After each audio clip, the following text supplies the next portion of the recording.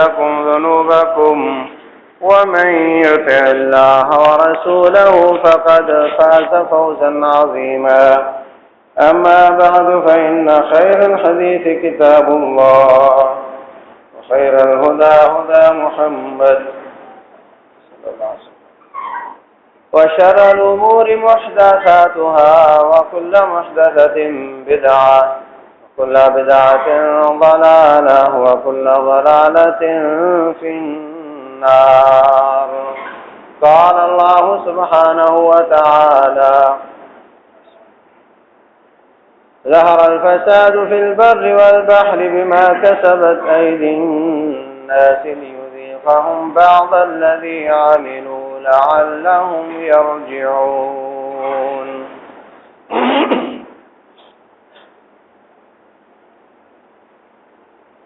محترم بھائیوں، محترمہ سامعات، اللہ تبارک و تعالی نے ہمیں تھوڑی سی مدت کے لیے دنیا میں بھیجا ہے۔ یہ مدت ہمارے مکمل سفر کے مقابلے میں کچھ حیثیت نہیں رکھتی، کوئی نسبت نہیں رکھتی، اس کا تناسب 1% بھی نہیں بنتا۔ کہاں آپ کی 50-60 سال کی زندگی، کہاں قبر کے نہ جانے کتنے 100 یا 1000 سال، اور حشر کے 50,000 سال، اور جنت اور جہنم کے العیاذ باللہ ان گنت اور بے شمار مدتیں، اس کے مقابلے میں آپ کے یہ 50-60 سال کچھ حیثیت نہیں رکھتے۔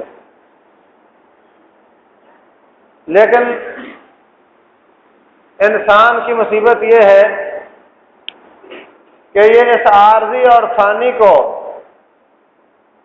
ہمیشہ کی بنانے کے چکر میں ہے، فانی میں بقا چاہتا ہے، تکلیف والی زندگی کو ہمیشہ چاہتا ہے، جبکہ رب ذوالجلال نے اپنا کمال فضل اور رحم کرتے ہوئے اس جہان کی تکلیف کی زندگی کو نہایت مختصر رکھا ہے۔ اگر اس تکلیف والی زندگی میں اللہ تبارک و تعالیٰ کی فرما برداری کر کے گیا، اپنے دنوں کو احتیاط کے ساتھ گزارا، رب ذوالجلال والاکرام کی اطاعت کی، رسول اللہ صلی اللہ علیہ وسلم کی بات مانی، شیطان کی بات کو رد کر دیا، تو پھر اس کے لیے یہ تکلیفیں آخری تکلیفیں ہیں۔ حشر میں، قبر میں، برزخ میں، ہر جگہ پر اللہ تبارک و تعالیٰ اس کو پروٹوکول دے گا۔ اور اگر اس نے یہ چند سالہ زندگی کو احتیاط کے ساتھ نہ گزارا،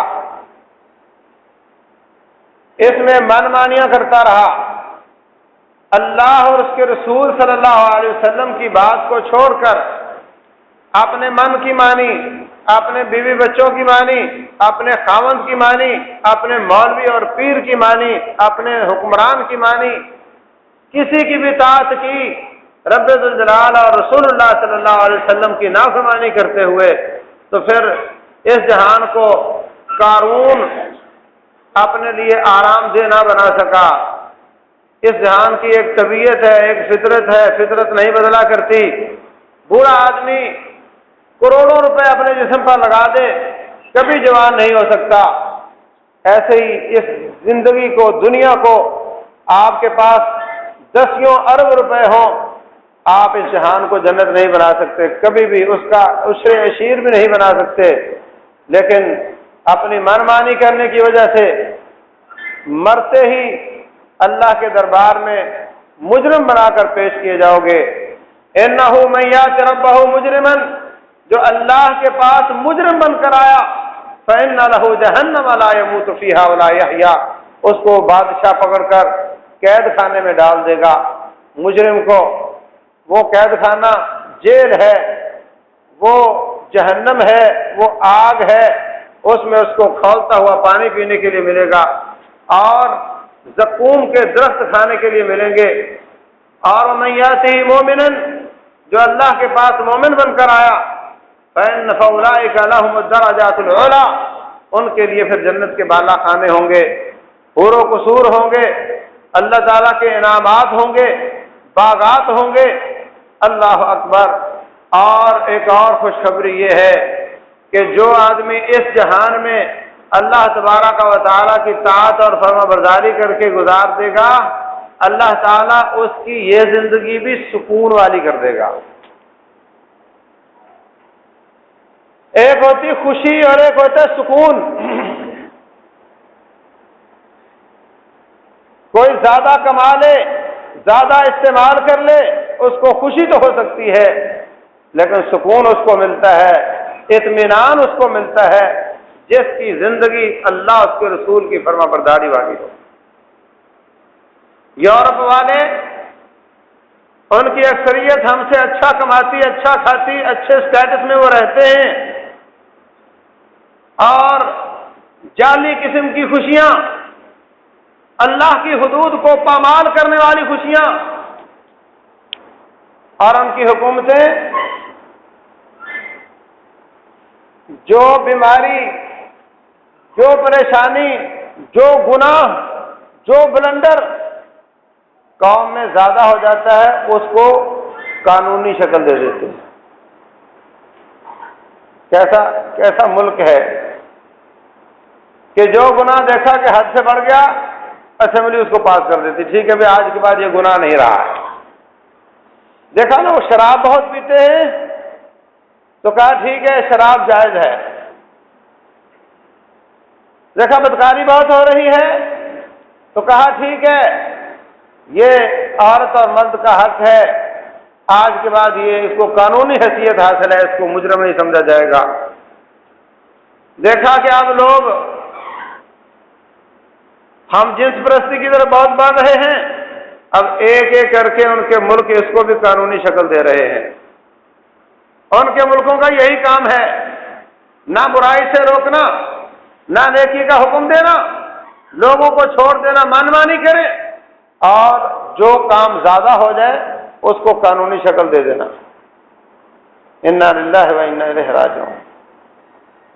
جرم کو قانون بنا دینا، یہ جہالت ہے، یہ جاہلیت ہے۔ اسلام سے پہلے جو جاہلیت تھی جس کو ختم آ کر کے رسول اللہ صلی اللہ علیہ وسلم نے کیا تھا، آج اس سے بدترین جاہلیت یورپ میں نظر آ رہی ہے، اور وہ آہستہ آہستہ مسلمان معاشرے میں سرایت کر رہی ہے، کیونکہ ان کی دنیاوی قسم کی چند ایجادات اور دنیاوی قسم کی تھوڑی سی جعلی قسم کی ترقی اور میڈیا ٹرائل چلا کر کے جو انہوں نے اپنے اخلاقیات کو واضح کیا تھا، اس وجہ سے یہ سارے ان کے متوالے ہوتے چلے جا رہے ہیں، ان کو اپنا آئیڈیل سمجھتے ہیں اور ان جیسا بننے کی کوشش کرتے ہیں، جبکہ ساری شریعت بھری پڑی ہے۔ رسول اللہ صلی اللہ علیہ وسلم خود رب ذوالجلال والاکرام بار بار تاکید فرماتے ہیں کہ لا تتخذوا اليهود والنصارى اولیاء، لا تتخذوا الذین اتخذوا دینکم حزوا ولعبا، جو تمہارے دین کا مذاق اڑاتے ہیں، جو یہود و نصارہ ہیں، جو مشرکین ہیں، ان کو کبھی دوست نہ بناؤ، ان کو کبھی آئیڈیل نہ بناؤ، کبھی ان کے راستے پر نہ چلو۔ ایک نماز میں کئی بار، متعدد بار، ہر رکعت میں ایک بار کہتے ہو ایاک نعبد و ایاک نستعین اہدنا الصراط المستقیم، اللہ سیدھی راہ دکھا دے، لیکن اللہ دیکھ لینا غیر المغضوب علیہم ولا الضالین، یہود و نصارہ کا راستہ مت دکھا دینا، سیدھا راہ دکھانا، یہود و نصارہ کا راستہ نہ دکھانا۔ یہ اللہ تبارک و تعالیٰ اپنے بندوں کو خود تلقین کرتا ہے، اور بندہ اللہ تعالیٰ سے دعا کرتا ہے کہ اللہ یہود و نصارہ کا راستہ نہ دکھانا۔ اور دیکھ لو، نظر طائرانہ نظر دوڑا کر کے دیکھ لو، کیا بڑے، کیا چھوٹے، کیا توحید والے اور کیا جاہل ایک ہی رسی میں پروتے چلے جا رہے ہیں اپنے آپ کو۔ بستیوں کی بستیاں الٹتی چلی جا رہی ہیں، کافر کا کلچر اپناتے چلے جا رہے ہیں، ان جیسی شکلیں بنانے کو اچھا سمجھتے اور اس پر فخر کرتے ہیں، اور اسی طرف بڑھتے چلے جا رہے ہیں جیسے اللہ نے ان کو پیدا نہیں کیا، کسی یہودی اور چوڑے نے پیدا کیا۔ اللہ کا کوئی حق نہیں کہ اس کی بات مانی جائے۔ ظہر الفساد فی البر والبحر بما کسبت ایدی الناس، لوگوں کے ہاتھوں کی کمائی کی وجہ سے خشکی اور تری میں فساد آ چکا ہے۔ یہ فطرت نہیں ہے کہ اس طریقے سے سیلاب آئیں، زلزلے آئیں، اس طریقے سے مچھر ہی انسانوں کو آگے لگا لے۔ بنی اسرائیل پر اللہ نے عذاب نازل کیا تھا، ان پر اللہ نے عذاب نازل کیا مینڈکوں کا، جوؤں کا عذاب۔ جس برتن کو اٹھاؤ مینڈک، جس ہنڈیا کو، جس دودھ کو، اس میں مینڈک، تکیا اٹھاؤ نیچے مینڈک، ہر جگہ مینڈک۔ اللہ نے عذاب نازل کیا تھا۔ جوئیں، سارے جہان کی دوائیاں استعمال کر لو وہ ختم نہیں ہوتی تھی، اور یہ اللہ تعالیٰ کے لشکر ہیں۔ وَلِلَّهِ جُنُودُ السَّمَاوَاتِ وَالْأَرْضِ، زمین و آسمان کے سارے لشکر میرے رب کے ہاتھ میں ہیں، جس کو چاہے حرکت میں لے آئے۔ اب تحقیقات ہوں گی، اب بڑے بڑے لوگ سر جوڑ کر بیٹھیں گے مچھر کا کیسے علاج کیا جائے۔ جب تک مچھر کا علاج ہوگا دسیوں سینکڑوں لوگ جا چکے ہوں گے، اور اتنی دیر میں کوئی نہ کوئی اور عذاب آ جائے گا۔ وَلِلَّهِ جُنُودُ السَّمَاوَاتِ وَالْأَرْضِ، ہر چیز میرے رب کا لشکر ہے، جس کو چاہے حرکت میں لے آئے۔ اللہ چاہے چڑیوں سے ہاتھی مروا دے، چاہے تو اتحادی فوجوں کو ہوا میں اڑا دے۔ فَأَرْسَلْنَا عَلَيْهِمْ رِيحًا وَجُنُودًا لَّمْ تَرَوْهَا، ان پر ہم نے ہوا نازل کی اور اس میں میرے لشکر تھے جو تمہیں نظر نہیں آتے۔ یہ اللہ ہے۔ میرا رب چاہے چلتے دریاؤں کو تھما دے، میرا رب چاہے تو زمین سے تنور، جہاں سے آگ نکلتی ہے وہاں سے پانی نکلنے لگ جائے۔ وفار تنور، فوارے کی طرح تنور سے پانی نکلنے لگ جائے، آگ سے پانی نکال دے۔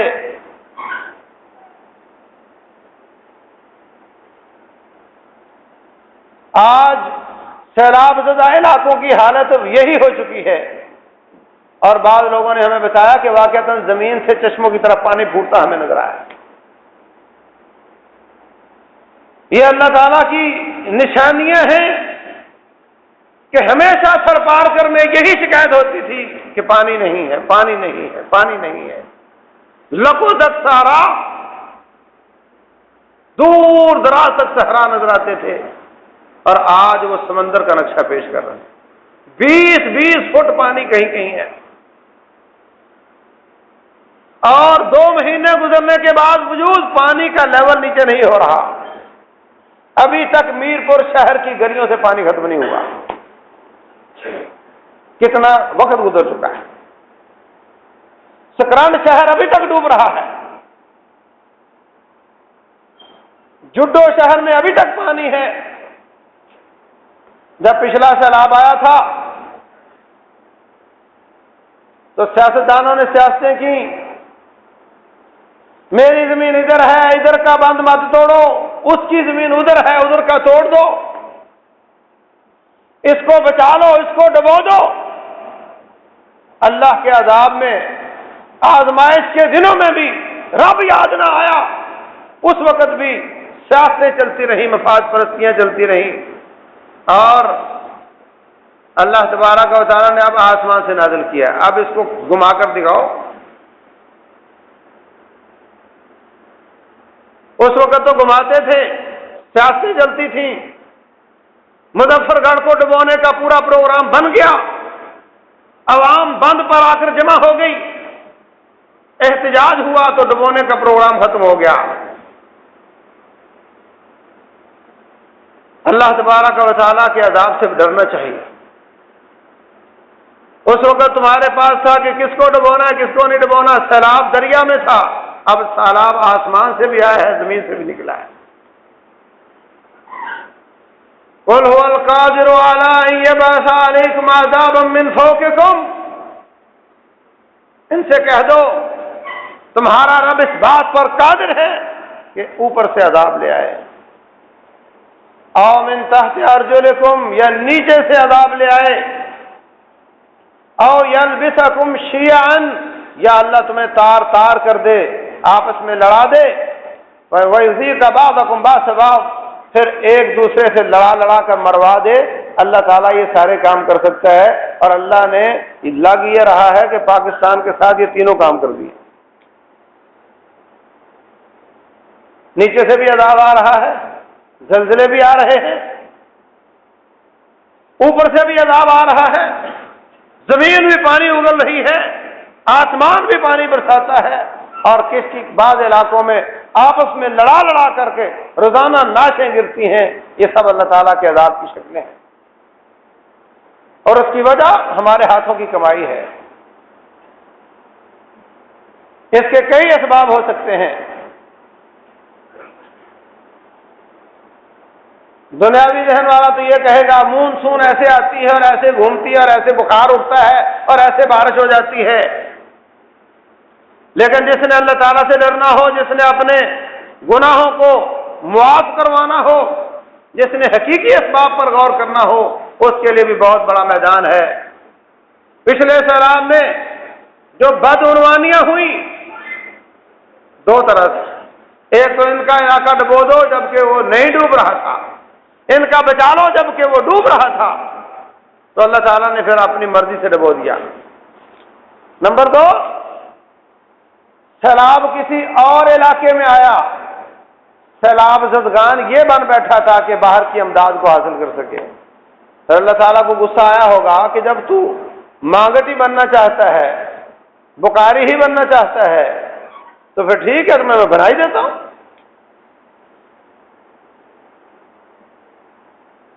نمبر تین، بڑے بڑے جاگیردار 2,000 ایکڑ زمین والے، ہمارے ساتھی کہتے ہیں ایک آدمی کی 2,000 ایکڑ زمین تھی، ہم اس کے پاس گئے، اس کا کیلا بکا 6 کروڑ روپے کا، اس کے پاس گئے کہ اس میں اللہ تعالیٰ کا حق نکال، تو پہلے تو معذرتیں کرتا رہا، ہنس کر ٹالتا رہا، جب تھوڑا مزید کہا تو 500 روپیہ نکال کر دیا۔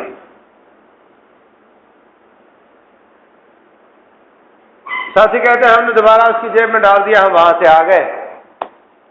کچھ دیر کے بعد روڑی کینال، بہت بڑی نہر ہے، 1 ایکڑ کوئی 200 فٹ چوڑی ہے اور 20-25 فٹ گہری ہے، اور پانی بھی بہت تیز ہے اس کا، وہ ٹوٹتی ہے اور اس کے سارے کھیتوں کا برگس نکال دیتی ہے، ایک پائی اس کو نہیں ملی، دیکھتے دیکھتے برباد ہو گیا۔ پھر کہتے ہیں اگلے سال تھوڑا تھوڑا اس نے زکوٰۃ دینی شروع کی، اور کہتا ہے اب پھر اس نے دینا بند کر دی۔ یہ دیکھتا ہے کہ میں کتنا ایسے کیوں نکال دوں، یہ نہیں دیکھتا کہ جس مالک کو دے رہا ہوں اس نے مجھے کتنا دیا ہوا ہے۔ اللہ نے قرآن حکیم میں جہاں بھی بیان کیا ہے صدقہ خیرات کا، وہاں ساتھ یہ باور کروایا ہے وَأَنفِقُوا مِمَّا رَزَقْنَاكُمْ، جو ہم نے دیا اس سے دو۔ پہلے یہ دیکھو ہم نے کتنا دیا، پھر دیکھو کہ میں کتنا دے رہا ہوں۔ جو ہم نے دیا اس سے تو اپنی طرف چلو دینا ہے۔ اللہ تبارک و تعالیٰ نے قرآن حکیم میں باغ والوں کا واقعہ بیان کیا ہے سورہ طور میں، سورہ اس میں نون میں،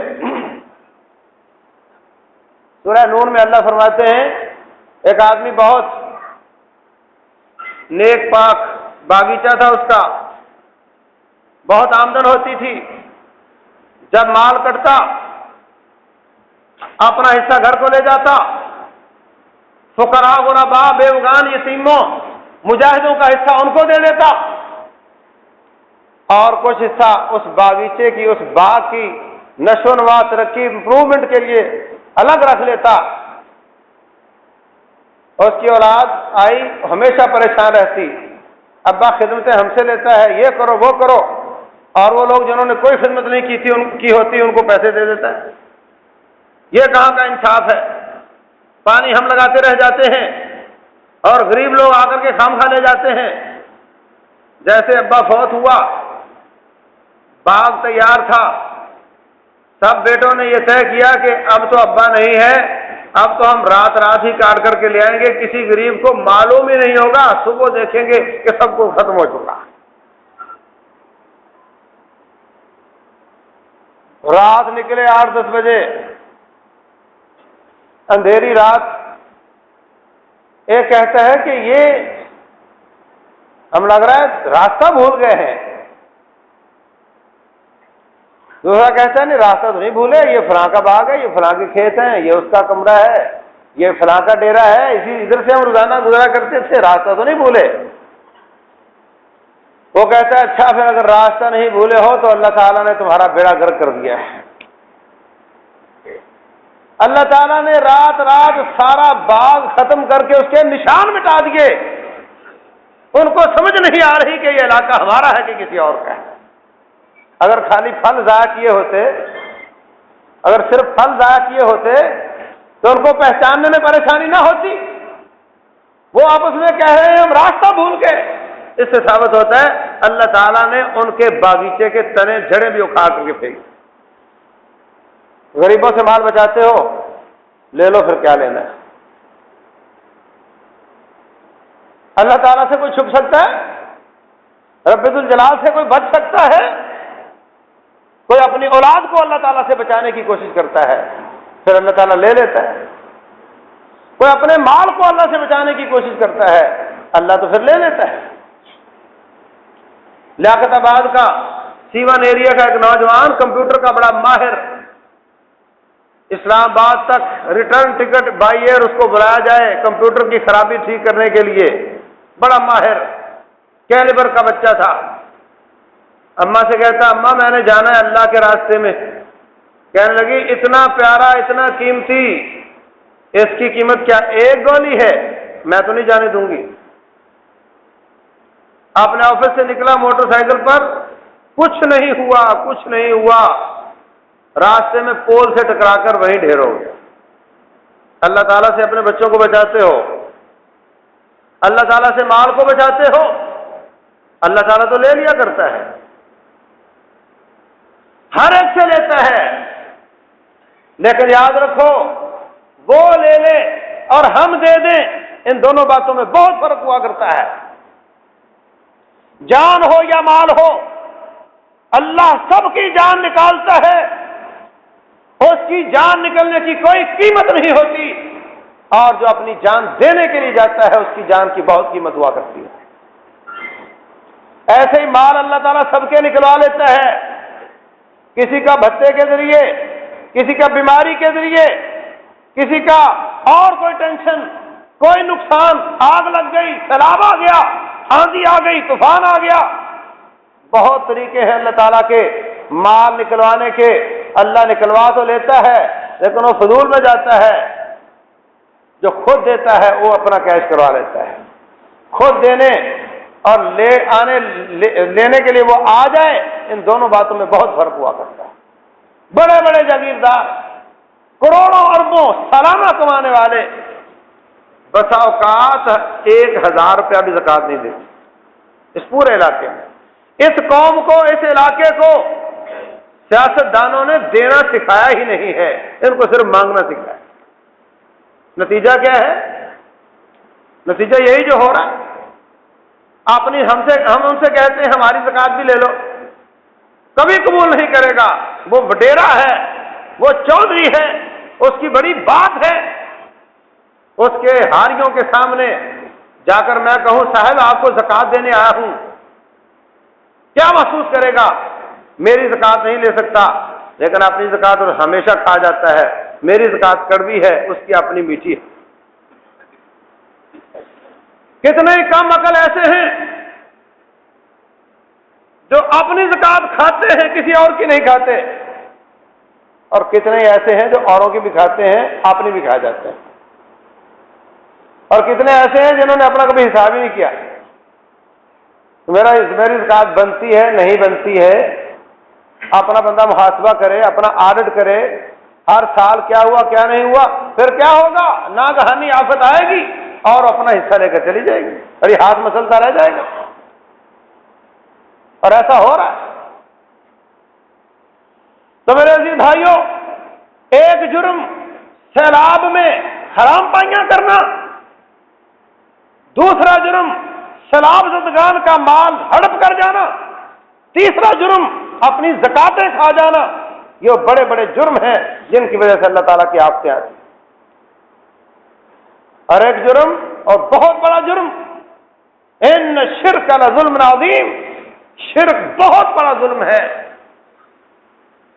پورا علاقہ اللہ محفوظ رکھے، اللہ محفوظ رکھے۔ مسلمان کہلواتا ہے کلمہ توحید نہیں آتا، نماز تو دور کی بات ہے، کلمہ توحید نہیں آتا، اسلام سے اتنا بے بہرا، اس قدر اللہ تعالیٰ سے دور، اور یہ شرک اللہ تعالیٰ کو پسند نہیں ہے، ظلم اللہ تعالیٰ کو پسند نہیں ہے۔ وہاں ظلم بھی بہت ہے، شرک بھی بہت ہے، اور یہاں بھی بہت ہے۔ اللہ تبارک و تعالیٰ کی سنت ہے، ایک کو عبرت کا نشان بنا کر دوسرے کو عبرت حاصل کرنے کا موقع دیتا ہے۔ آپ مت سمجھیے گا کہ ہم گناہگار نہیں، اللہ نے ان کو عبرت کا نشان بنا کر ہمارے لیے نصیحت رکھی ہے۔ ان کا 100% مال لے کر اللہ دیکھتا ہے کہ آپ کیا کرتے ہو، اور یہ اللہ تعالیٰ کی رحمت ہے۔ اگر رب الجلال والاکرام ہمیں نشان عبرت بنا کر کے ان کو نصیحت کا موقع دیتا تو وہ آپ کی مدد کے لیے نہیں آتے تھے۔ اگر اللہ ہم پر عذاب نازل کرتا، اللہ محفوظ رکھے، اور ان کو مدد کے لیے کہتا تو بہت تباہی آتی 2 کروڑ کے شہر میں۔ یہ تو اللہ تعالیٰ کا فضل ہوا،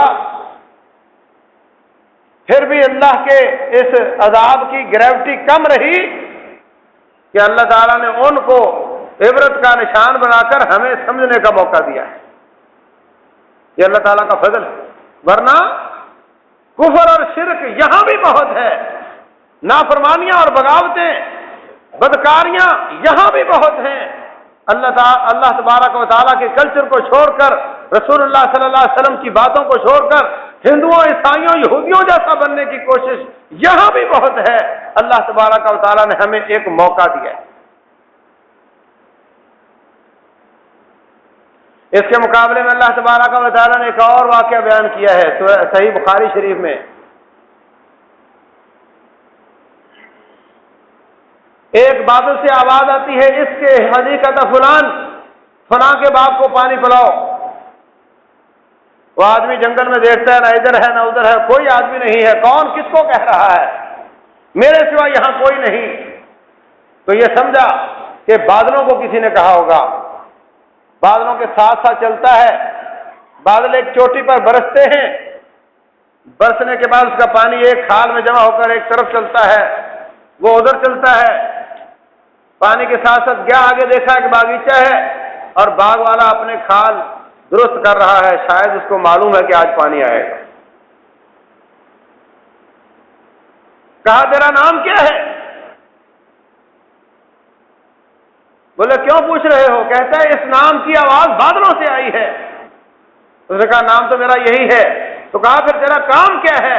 کہتا کام میرا یہ ہے، لوگ تو 2.5% زکات نہیں دیتے نا، 5%، 10% عشر ہوتا ہے، میں اللہ تعالیٰ کے فضل و کرم سے کل آمدن کا کچھ حصہ اخراجات کے لیے رکھ لیتا ہوں، تیسرا گھر لے جاتا ہوں، اور تیسرا اللہ تعالیٰ کو دے دیتا ہوں۔ آپ کاروبار کرتے ہیں،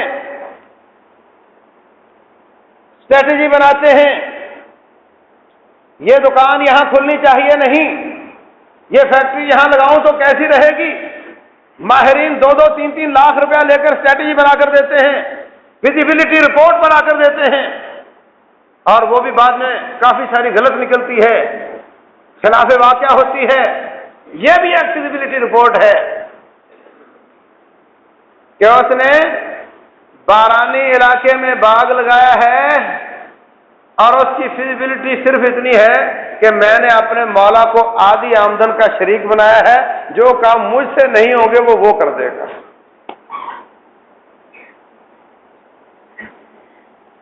کوئی عقل مانتی ہے کہ بارانی علاقے میں باغ لگایا جائے جہاں بارش ہونا نہ ہونا کوئی امکان نہیں ہوتا، معلوم نہیں ہو یا نہ ہو، کوئی نہر نہیں، کوئی ٹیوب ویل نہیں، ایسے علاقے میں باغ کون لگاتا ہے؟ کسی رپورٹ کسی سمجھ کے مطابق نہیں ہے۔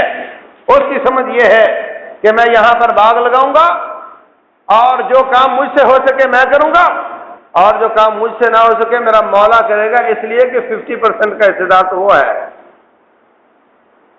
اس کو کہتے ہیں ٹینشن فری کاروبار۔ دنیا بھی ملتی ہے، آخرت بھی ملتی ہے، کچھ فرق نہیں پڑتا۔ اور میرے مولا کا وعدہ ہے وَمَا تُنْفِقُوا مِنْ شَيْءٍ يُوَفَّ إِلَيْكُمْ، جو کچھ بھی تم مجھے دو گے میں دنیا میں بھی واپس کروں گا، آخرت میں بھی واپس کروں گا، دنیا میں بھی دے گا، ایسی بات نہیں۔ تو میرے عزیز بھائیوں، ایک تو یہ بہت بڑی سستی اور کمزوری ہے اس علاقے میں بھی اور کسی حد تک یہاں بھی، اور اوور آل اپنے اپنے گناہوں کو یاد کرو۔ پوری قوم بحیثیت قوم اللہ تعالیٰ سے توبہ کرے، ہر طرف عذاب ہے، اللہ محفوظ رہے، نہ جان محفوظ ہے، نہ مال محفوظ ہے، نہ عزت محفوظ ہے، نہ کاروبار محفوظ ہے۔ لوگ چھوڑ چھوڑ کر کوئی بنگلہ دیش جا رہا ہے، کوئی کینیڈا جا رہا ہے، یہاں سے بھاگتے ہیں پنجاب جاتے ہیں، پنجاب میں بھی پریشانیاں ہیں، پوری قوم گناہ گار ہے۔ ساری قوم کو بحیثیت مجموعی توبہ کرنی چاہیے۔ فرمایا لِنُذِيقَهُمْ بَعْضَ الَّذِي عَمِلُوا، ہم نے یہ جو سزا دی ہے یہ کل گناہوں کی نہیں دی، یہ تھوڑے سے گناہوں کی دی ہے۔ اگر کل گناہوں کی سزا ہوتی تو دنیا میں کوئی بچ نہیں سکتا۔ فرمایا وَلَوْ يُؤَاخِذُ اللَّهُ النَّاسَ بِمَا كَسَبُوا، اگر اللہ تعالیٰ سارے لوگوں کے سارے گناہوں کی سزا دینے لگ جائے، مَا تَرَكَ عَلَى ظَهْرِهَا مِن دَابَّةٍ، زمین پر کوئی روح والی چیز باقی نہ بچے۔ اللہ تعالیٰ کے دیے ہوئے مال جان اولاد اور جو کچھ رب نے دیا ہے ہم اس کا حق ادا نہیں کر رہے، اگر اللہ اس بات پر پوچھ لے کوئی بچ نہیں سکتا۔ یہ تو اللہ تعالیٰ ہمارے من جملہ گناہوں کی تھوڑی سی سزا دکھاتا ہے، کیوں؟ لعلہم یرجعون، تاکہ وہ باز آ جائیں۔ بڑے امتحان سے پہلے مڈ ٹرم آتا ہے تاکہ اپنے آپ کو جج کیا جا سکے کہ میں کہاں پھر رہا ہوں، اگلے امتحان میں میرا کیا بنے گا۔ وَلَنُذِيقَنَّهُم مِّنَ الْعَذَابِ الْأَدْنَىٰ، ان کو ہم چھوٹا عذاب دیں گے، دون العذاب الاکبر، بڑے عذاب سے پہلے، لعلہم یرجعون، تاکہ باز آ جائیں۔ ہمارا رب ہمیں باز رکھنا چاہتا ہے۔ اللہ تبارک و تعالی ہمیں اپنے گناہ یاد کرواتا ہے، ہمیں اپنے گناہوں کی طرف لوٹنا چاہیے، گریبان میں جھانکنا چاہیے، دل کو ٹٹولنا چاہیے، اور رب ذوالجلال سے رو رو کر توبہ کرنی چاہیے۔ یہ علاج ہے مچھروں کا، یہ علاج ہے زلزلوں کا، یہ علاج ہے سیلابوں کا، یہ علاج ہے بیماریوں کا، یہ علاج ہے آپ کے امن امان کے خراب ہونے کا۔ ہماری تمام مصیبتوں کا علاج یہ ہے ہم اللہ تعالیٰ کی طرف رجوع کریں۔ جب رب خوش ہو جاتا ہے اللہ سارے معاملے درست کر دیتا ہے۔ رسول اللہ صلی اللہ علیہ وسلم مکہ میں تشریف لائے، کون سی تکلیف اور بیماری اور گناہ تھا جو مکے والوں میں نہ ہو؟ آپ نے آ کر کے یہ نہیں کہا لوگوں بدکاری نہ کیا کرو، لوگوں ننگے طواف نہ کیا کرو، لوگوں چوریاں نہ کیا کرو، بلکہ آتے ہی کہا لوگوں ایک دوسرے کا حق ادا کرنا ضروری تو ہے، لیکن آپ نے فرمایا قولوا لا الہ الا اللہ، لوگوں اللہ تعالیٰ کا حق ادا کرو۔ جب بندے رب کا حق ادا کرتے ہیں اللہ بندوں کے حقوق ان کو دلواتا ہے، یہ اللہ تعالیٰ کی سنت ہے۔ جیسا اللہ تعالیٰ سے سلوک کرو گے ویسے اللہ تعالیٰ سے امید رکھو۔ جب لوگوں نے اللہ تعالیٰ کے حقوق دینے شروع کر دیے، پوجا رب کی، شرک کو ختم کر دیا، اللہ تبارک و تعالیٰ نے ان کے لیے ایسی برکات نازل کی کہ لوگ تجوریاں لے کر پھرتے تھے، کوئی زکات لینے والا نہیں ہوتا تھا۔ یہ کل کی بات ہے۔ جب آپ کا ملک آزاد ہوا اسی وقت سعودی عرب کا قیام ہوا، وہاں پر جو جاتا تھا علماء نے حج کرنے پر پابندی لگا دی تھی، جائز نہیں ہے، وہاں نہ عزت محفوظ تھی، نہ جان محفوظ تھی، نہ مال محفوظ تھا، اتنی بری حالت تھی۔ صحابہ اکرام کی قبروں پر قبے، ان کی پوجا کی جاتی تھی، مسجد میں 4 مصلے، 4 نمازیں ہوتی تھیں۔ جب وہ لوگ آئے، آ کر کے قبے ختم کر کے اللہ تبارک و تعالیٰ کی توحید کا جھنڈا گھاڑا، رب ذوالجلال کی پوجا کی، دعوت دی، اور لوگوں نے اس پر لبیک کہا، کچھ نہیں ہوا، کچھ نہیں ہوا، لبودک صحرا سے اللہ تبارک و تعالیٰ نے زمین سے برکات کو اٹھانا شروع کر دیا۔ جتنا ہم اللہ تعالیٰ کی فرما برداری کی طرف جائیں گے، اللہ تبارک و تعالیٰ کی برکات آئیں گی۔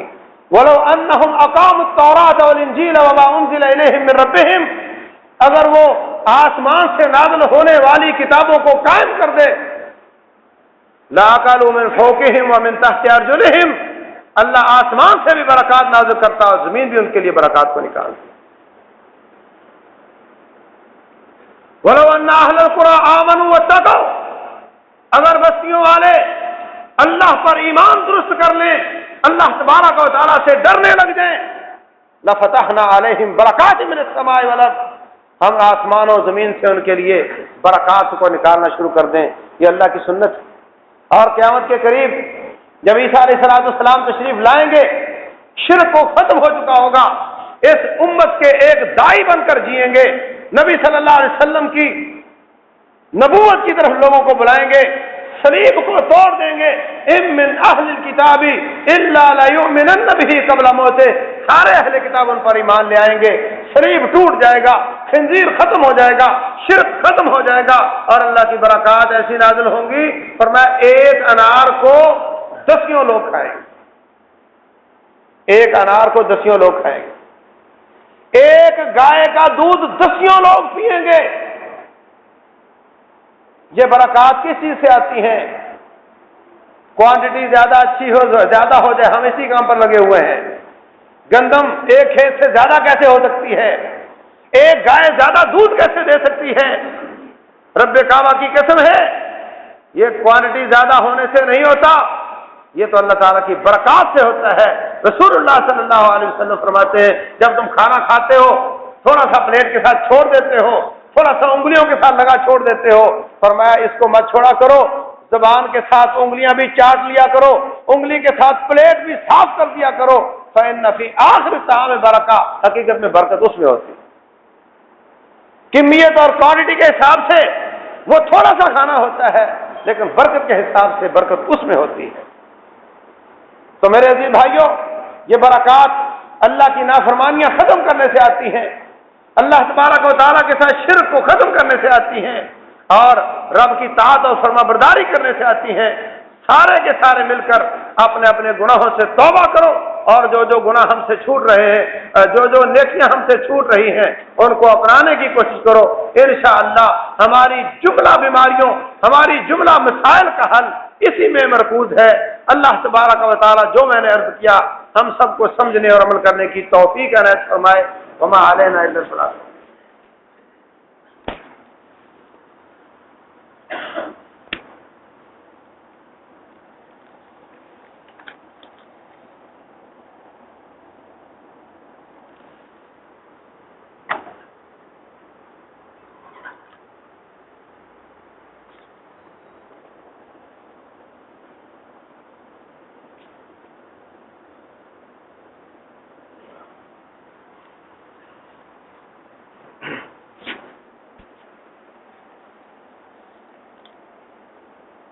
إن الحمد لله نحمده ونستعينه ونستغفره ونعوذ بالله من شرور أنفسنا ومن سيئات أعمالنا، من يهده الله فلا مضل له ومن يضلل فلا هادي له، وأشهد أن لا إله إلا الله وحده لا شريك له، وأشهد أن محمدا عبده ورسوله۔ أعوذ بالله من الشيطان الرجيم، يا أيها الذين آمنوا اتقوا الله حق تقاته ولا تموتن إلا وأنتم مسلمون۔ کچھ بھائی بیمار ہیں، کچھ پریشان ہیں، سب نے دعا کے لیے کہا ہے۔ اللہ تعالیٰ تمام مسلمانوں کی پریشانیاں دور فرمائے، بیماروں کو شفا عنایت فرمائے۔ یہ کوئی بھائی ہے پریشان حال ہے، مقروض ہے، یہ محتاج ہے، اس کا بھی تعاون کیجیے گا۔ میرے عزیز بھائیوں، خطبہ جمعہ سے لیٹ ہونا یہ بھی اللہ تعالیٰ کے عذاب کو دعوت دینے والی بات ہے۔ اللہ تعالیٰ نے اس قوم کو بندر اور خنزیر بنا دیا تھا جو ہفتے والے دن اللہ کی پوجا کی بجائے دنیا کا کام کرتے تھے۔ ان کے لیے ہفتہ تھا، ہمارے لیے جمعہ